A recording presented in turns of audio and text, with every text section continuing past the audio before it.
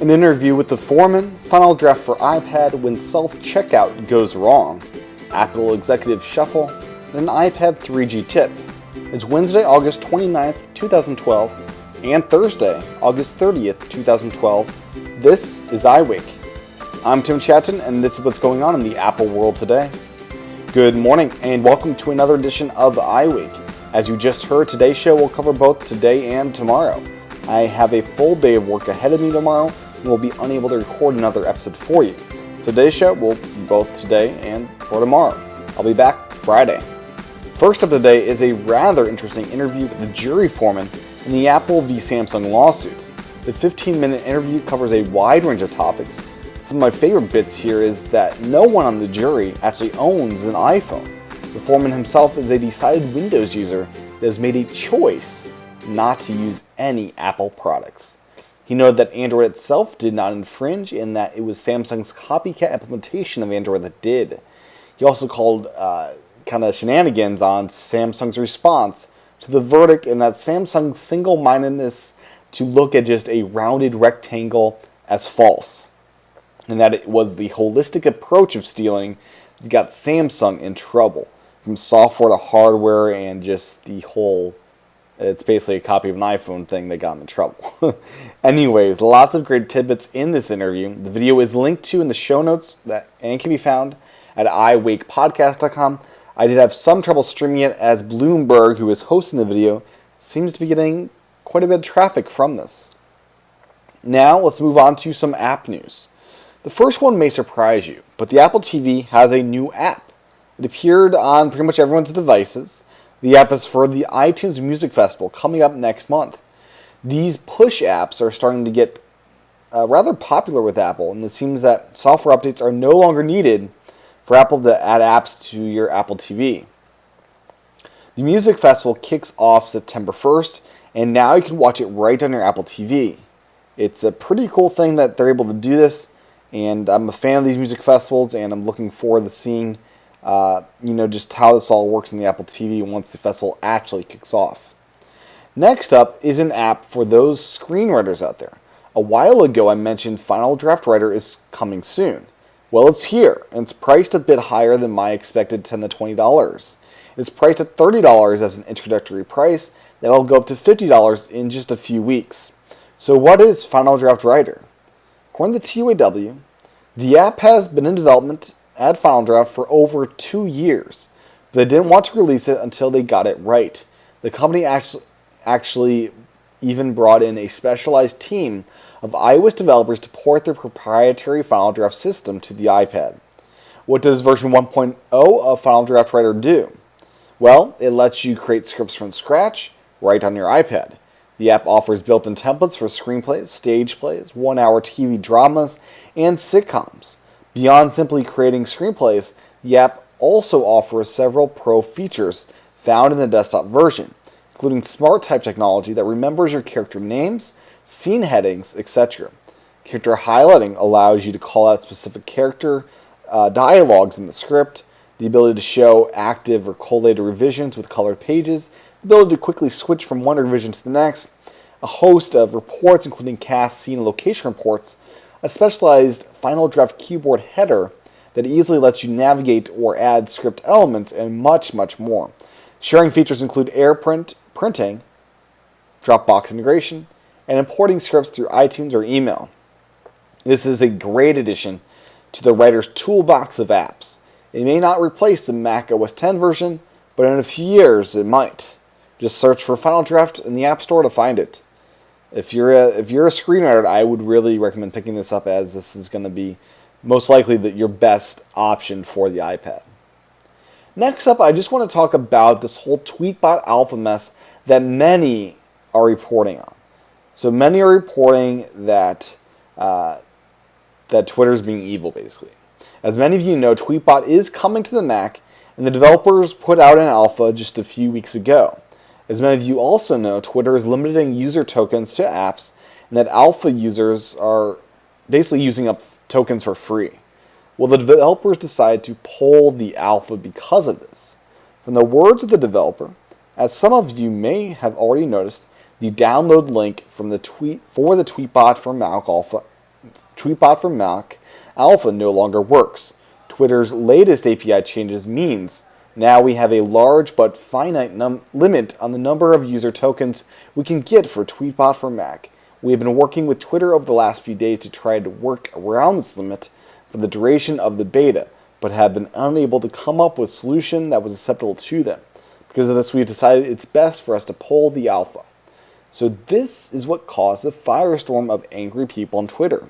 I myself don't see this as a big thing and don't think you should either. Twitter is doing exactly what they said they would. Yes, it is terrible that we can't have betas anymore, but really, why in the world is the internet getting all freaked out by this? This is exactly what Twitter said they would do just a few weeks ago, and they're sticking to their word. I kind of respect companies that stick to their word. Tweetbot for Mac is expected out any week or perhaps any month now. So it's on its way, and you'll get the polished version when it is ready and available in the Mac App Store. Last up in app news is an update to the Facebook camera app that is for iOS. So what is in this version 1.1? The Verge highlights the update by saying it introduces the ability to create new photo albums and add pictures to your existing galleries, or albums as I would say. There are also a number of smaller optimizations included, such as the expanded social interactions. Overall, a nice update that takes advantage of the core code rewritten to the original Facebook app. Now, let's move on to some general Apple news. First up is a little fiasco with the whole self-checkout thing. This is when self-checkout goes really wrong and when Apple employees, I don't think, are doing the right thing. Here's the story of one New Jersey citizen who's at the Cube store in New York City.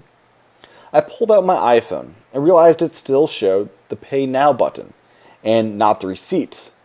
I told them I had no intention of stealing. I've been in the store for an hour and I'm still willing to purchase the headphones. That didn't satisfy the Apple Store staff. They said they see this all the time and that they knew I had the intent to steal, and this was an easy excuse. When you successfully complete a transaction, the Apple Store app clearly states that to get a bag, just show a specialist your receipt. Finally, he says the Apple Store employee he spoke to didn't ask to see his receipt, compounding his own error with the app. And if it's your first time using the app, I might say you would not know what happens after you hit the Pay Now button. So that's another thing to keep in mind here. The police was called. It is unclear if he was actually arrested. I have used this Easy Pay option before and can say that I've never been asked to see my receipt when I leave the store, and the app certainly did not say to pick up a bag. Perhaps this is a new thing they are doing to make shoplifting less of a thing. Anyways, a really bad incident that I hope doesn't become a regular thing. Now let's move out of that somewhat sad news to some rather exciting news. Apple's going to do some moving around with their executives by promoting two from within the company. According to Ars Technica, Apple's promoting two longtime employees to Senior Vice President status. Craig Federighi will serve as Senior Vice President of Mac Software Engineering, while Dan Riccio will take over as Senior Vice President of Hardware Engineering for Bob Mansfield. Mansfield announced in late June that he would be retiring from Apple. He's apparently decided to stay on with the company for the time being, continuing to work in hardware engineering. All three will report directly to Tim Cook. Federighi, who previously was Vice President of Mac Software Engineering, as part of this promotion, he will oversee Apple's common operating system engineering teams, which develop software shared across OS X and iOS platforms, as well as the other devices such as airport Wi-Fi base stations and various iPods. He previously worked at Next Computing with Steve Jobs, Apple, and Ariba before returning to Apple in 2009. Riccio, on the other hand, joined Apple in 1998 as a Vice President of Product Design after Apple acquired his previous company, Racer Graphics. Apple's characterized him as a key contributor to all of Apple's hardware design since then, most recently as an instrumental contributor to the development of the iPad and its successive hardware redesigns. He will work with Bob Mansfield in this new role, Seems that Bob will stay with Apple, as I said, but in a role that will hopefully give him more time to spend with his family, which he ultimately wanted. All around, great news. Next up is a new benefit that you get if you decide to work for Apple, or Apple decides that they let you work for them. Apple is now giving employees free upgrades to the 50 gigabyte iCloud account. In the past, MobileMe and .Mac were free to employees. This is just one of the nice perks you get when you work for Apple. Next up, it appears the Genius Bar training manual got leaked. This one comes to us from those, I'd like to call them, scumbag of a site known as Gizmodo. I hate to quote the site because I really do despise Gizmodo, but here is an instance where I feel obligated to quote them. According to this crappy site Gizmodo, the Genius Training Student Workbook we received is the company's most up-to-date, we're told, and runs a bizarre gamut of Apple do's and don'ts, down to specific words you're not allowed to use and lessons on how to identify and capitalize on human emotions. The manual could easily serve as the Humanity 101 textbooks for a robot university, but at Apple, it's an exhaustive manual to understanding customers and making them happy. Sales, it turns out, take a backseat to good vibes. Almost the entire volume is dedicated to emphasizing, consoling, cheering up, and correcting various Genius Bar confrontations. The assumption, it'd seem, is that a happy customer is a customer who will buy things, and no matter how much the Apple Store comes off as some kind of smiling, like-minded computer commune, it's still a store above all, just one that puts out an enormous amount of effort behind getting inside your head. So that's Gizmodo's take on all this. So yeah, that is the vibe I get when I visit a Genius Bar. I, in general, want to buy more Apple products as having visited the Genius Bar and getting some stuff fixed. When you get free stuff from the Genius Bar and low-cost repairs, it does have that really nice effect on you. You really do want to buy more stuff. That effect is lessening as the Genius Bar becomes more of a place that doesn't emphasize this ideal as much as it once did. Hopefully they will return to their roots. But anyways, yeah, there's some rather interesting things at this link that is in the show notes at iWakePodcast.com. Now, let's move on to a quick mention about the next iPhone. If you're hoping for NFC, well, think again. Jim Dalrymple gave his prophetic yep, corroborating a post by Amantech, who shared why they don't think NFC will be included. So yeah, no NFC on the next iPhone.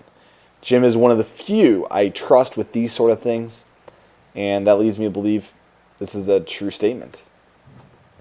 Last up today is a little how to do by Macworld. Do you have that crappy mobile share data plan by at&t that probably costs you more money than it should? Well, you are in luck. at&t will let you add your iPad to that plan. They'll add an activation fee if you want to do it, though. So activation fees have never been a thing with iPad data plans, and this would be a first time to my memory. So here's how it works. According to the at&t customer service rep Macworld spoke with, the iPad can be added to any at&t mobile share plan for the $10 a month per fee per device charge. However, there are a few catches. First, according to the man on the other end of the phone, you would need a new micro SIM for the iPad. You would need to visit an at&t retail store to get the card. But if I wanted to wait, at&t could send me one. Second, since this would be considered an activation of a new device in my account, I'd be charged a $36 one-time activation fee. So while it's nice to know that there is a way to add an at&t iPad to a shared data pool, it's an inelegant process spiked with extra fees. Yeah, so to use mobile shared data, you have activation fees plus month-to-month, every single month bills per device. This is a rather crappy thing. Inelegant is one word you could use to describe at&t. I'd stay clear of these shared data plans as they aren't good for the consumer. They're only good for companies making a boatload of money off of you. Stay clear of these things. Well, that is the show for both Monday and Tuesday, and with it coming up in 15 minutes, I think the job was accomplished fairly well here today. So with that said, thanks for listening or watching to today's show, and that's what's going on in the Apple world today. You can find the show notes over at iWakePodcast.com. I also do videos over at youtube.com/TCHATEN. And finally, if you'd like access to the script as well as bonus content, head on over to iWakePodcast.com/again. Once again, that is iWakePodcast.com/again. Thanks for watching or listening. I'll talk to everyone again on Friday. Have a great day.